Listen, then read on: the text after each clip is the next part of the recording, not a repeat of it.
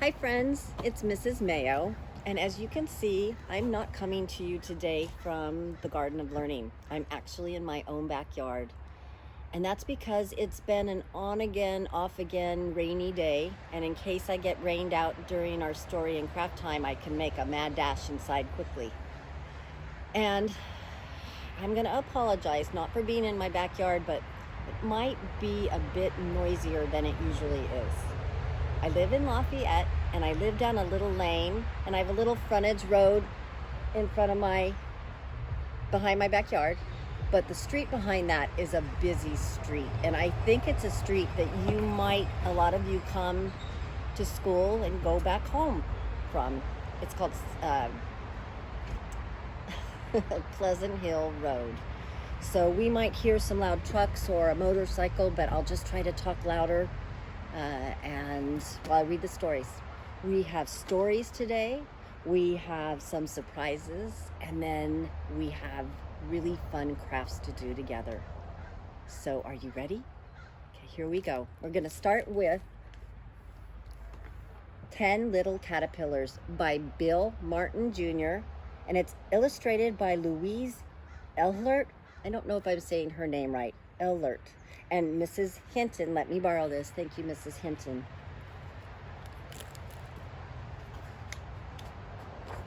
"10 Little Caterpillars." The first little caterpillar crawled into a bower.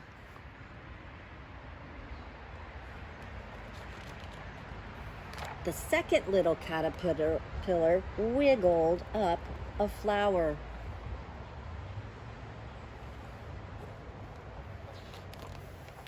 The third little caterpillar climbed a cabbage head. Oh, I see some friends down here, a toad and a little beetle.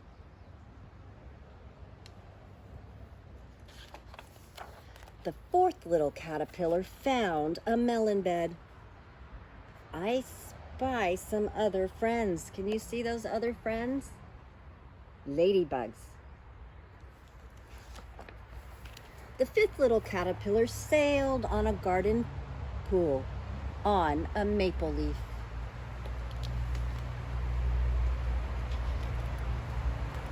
The sixth little caterpillar was carried off to school. Oh, it looks like that friend is going to show and tell in a jar. And over here, boys and girls, those are the little teeny tiny monarch eggs. The seventh little caterpillar met a hungry wren. Uh-oh, I am sure she would like to have the caterpillar for lunch. The eighth little caterpillar, was frightened by a hen. I don't blame her, because the hen would also like to have her for breakfast or lunch or dinner. The ninth little caterpillar fell into the sea. I hope she can swim. And the 10th little caterpillar scaled an apple tree.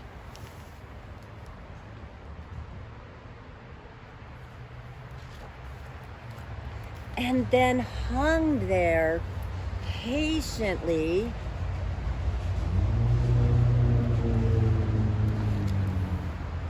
until by and by the 10th little caterpillar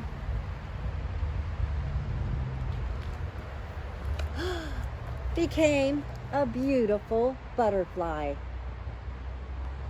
Such pretty pictures in this book. Oh, and this flower is actually a bush, and we have a big one in the garden in the butterfly habitat, and it's called the butterfly bush, and the fancy name for it is called buddleia.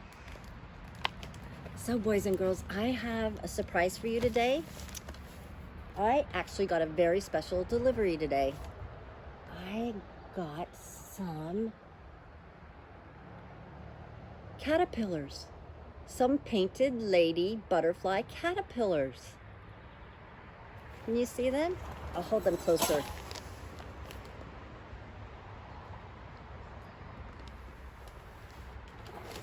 And you've probably read the book the very hungry caterpillar. And that's what they're doing right now. But before they were a caterpillar, they were a little tiny egg. A butterfly came along. Isn't this pretty? It's an Eric Carle butterfly. Butterfly came along, landed on the leaf, and laid an egg. And then pretty soon, the caterpillar emerged from the egg, turned around, ate the eggshell and the leaf, and probably the leaf next to it, and did that for about 7 to 10 days. Got big and fat and shed its exoskeleton, its skin, 4 or 5 times, each time getting a little bit bigger until it was very, very tired after all that work and wanted a rest. So in nature, would climb up and attach itself to a branch or a leaf and shed its skin one more time, and then it's going to do something really amazing. It's going to do this transformation. In the little cup, and you can see all the food, these little friends are going to crawl up to the top and make the letter J. And they're going to hang out there. It takes about 3 days for... They're going to make a chrysalis. And it takes about 3 days for this to get nice and hard. And they're just going to hang out there. And after their chrysalis is nice and hard, and they're all attached up here, I'm very carefully going to take the top off and put them in their butterfly habitat, and it'll stay sideways like this. And during that time, I can't touch their habitat because they're working really hard, and it's a very delicate stage. But in about 7 or 10 days, what do you think's going to happen, boys and girls? They're going to emerge and be beautiful butterflies. And when they come out, their wings are all wet and soft, so it takes them a while. That's another time where we don't touch them until their wings get nice and hard. And I will have little bits of fruit down there for them to eat. They really like watermelon, and I'm gonna make a little sugar water and put it in here. And after about 3 days, when they've gotten stronger and their wings are nice and hard, and it's a beautiful spring day, has to be warmer than it is today. Has to be warmer than 55 degrees, not too hot and not too windy. I will let them go into the Garden of Learning. And I'll make sure I record all that, and I'll make sure that I keep taking pictures of the caterpillars and the chrysalises developments. Okay, so bye. Now I have one more book for you. And it's another really good friend in the garden. A ladybug.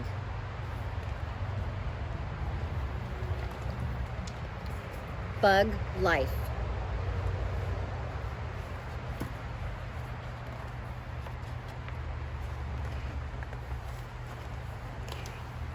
The brightly colored little beetle launches herself up, up, and away. She skims over the farmer's full field on her tiny beating wings. Below her, rows of cabbages and leafy lettuces and clusters of tomatoes grow round and ripe in the summer sun. This little insect is a ladybug. She's hungry, but not for the farmer's food. A broad green leaf is her landing pad, and the juicy bugs are her prey. Boys and girls, these are nasturtiums, and quite a few of you planted those seeds in the garden, and they're growing. They're beautiful, and I'll take pictures of them next time I'm up at the garden. The little ladybug lowers her 6-legged landing gear. She touches down lightly on a swaying green leaf. The jagged claws on her spindly legs help her get a good grip. With a click-clack, the ladybug's delicate flying wings fold beneath her spotted armor. There are 7 black polka dots on the fiery red wing cases of this little ladybug. These hard front wings shield her soft body and her see-through flying wings. Wow, see-through flying wings. And you see them there? It almost looks like she's a hatchback. The little ladybug explores the tangle of leafy plants around her, and she crawls across long leaves that arch and bend like living bridges. She climbs spear-shaped leaves that shoot straight and tall into the sky. Then the little ladybug lifts and swivels her fiery red front wings, ready for takeoff. Beneath them, her paper-thin back wings unfold and flutter like a fan until she rises in the air. The tiny ladybug beats her transparent wings up to 85 times per second.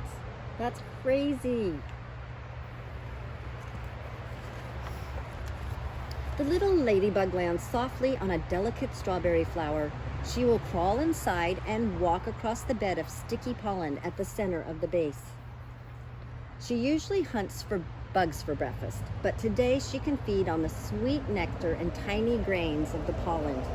The sticky pollen clings to the hairs of her legs, on her legs. Oops, a little windy today. It will rub off on the next strawberry flower she visits, and soon brand new strawberries will grow.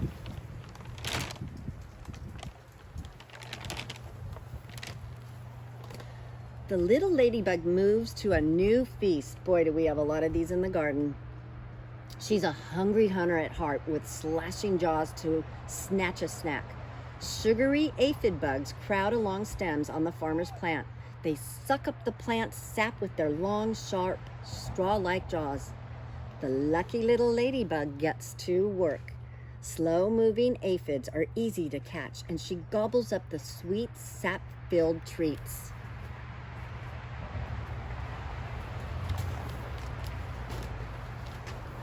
The little ladybug must look out for danger.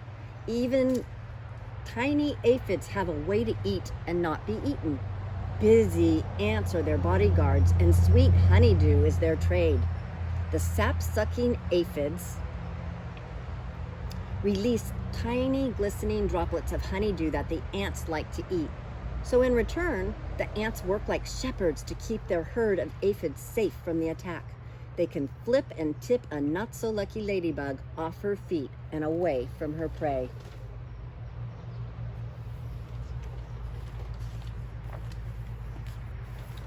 It's not unusual for a female ladybug to lay as many as 2,000 eggs in her lifetime. Wow. So the little ladybug crawls into the shade of an umbrella-like leaf. It is cool and safe beneath the wide green leaf, and she has a very special job to do. The underside of the leaf is a perfect hiding place to lay a cluster of tiny cream-colored eggs. And the plant where many aphids live is the perfect pantry for her hungry hatchlings.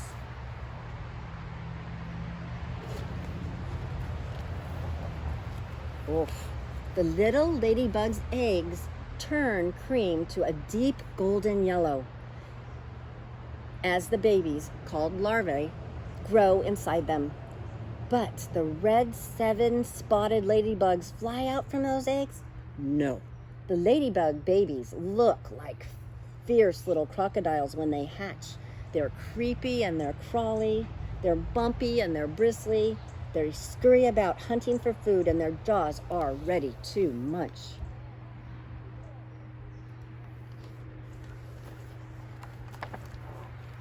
The hungry little grubs eat and grow until each one is washed inside its firm skin.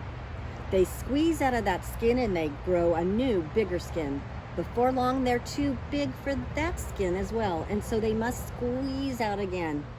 Then the fat larva finally finds a magical changing place in the shadow beneath a leaf. There it changes into a pupa. When the pupa case opens. Isn't that a funny name? Silly name, pupa. It's P-U-P-A. When the pupa case opens, a brand new ladybug crawls out. Her shiny yellow wing cases will soon turn fiery red, and her spots will come. So she's not born with a red shell and black spots at first.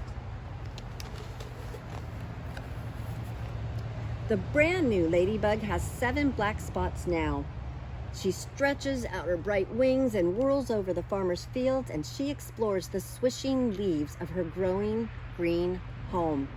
But suddenly, heavy raindrops fall from a stormy sky, and the brave little beetle looks for shelter. She joins a cluster of ladybugs huddling beneath the curve of an arching leaf. They are safe from the wind and the rain there.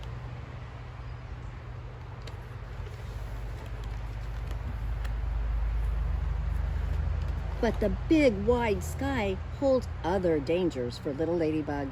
Even though the bold colors of her fiery red wings flash out a warning, a hungry bird swoops. "Don't you dare eat me," the brightly colored little insect says. Ladybugs taste bad. Ugh. They ooze out a foul-smelling fluid from their body when the predators come close.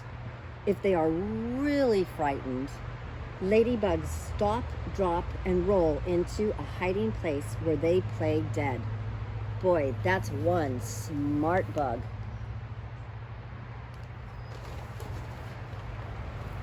You're doing such a good job. We're almost done with our story.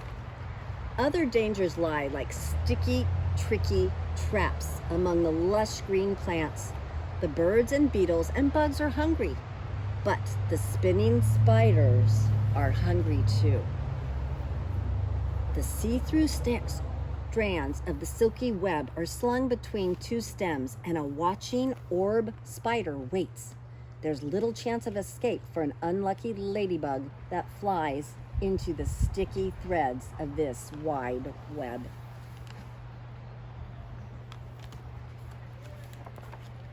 The storm has passed, and the flowers unfold their golden petals in the sun's warm rays. The little ladybug climbs up a gently swaying stalk, looking for a supply of tasty bugs to eat.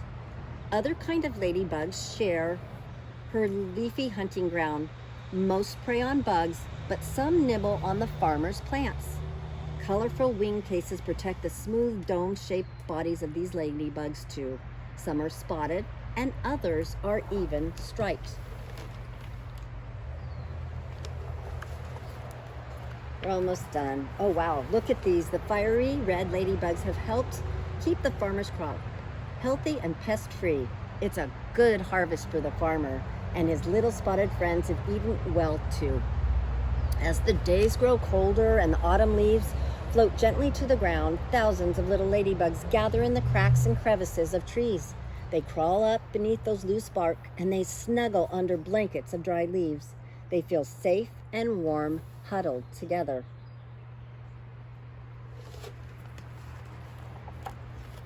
The hungry little ladybugs wake with the first burst of spring. They have slept through the dark, cold days of winter, and now the scent of a new season is in the air. There are young green plants to explore, and the nectar of spring's first flowers to sip. The little ladybug lifts and swivels her fiery red wings. Her delicate flying wings unfold and takes off once more over the farmer's field. The end. No, not yet. Hi, boys and girls. I didn't mean to get off that soon. We clicked the wrong button. I didn't even get to say goodbye to you or show you the life cycle of the ladybug. So just a few minutes more, because I think it's going to start to rain. So friends, I also got a delivery of ladybug larvae. Can you see them? They're crawling around. They're busy, busy, busy. They're already eating and eating.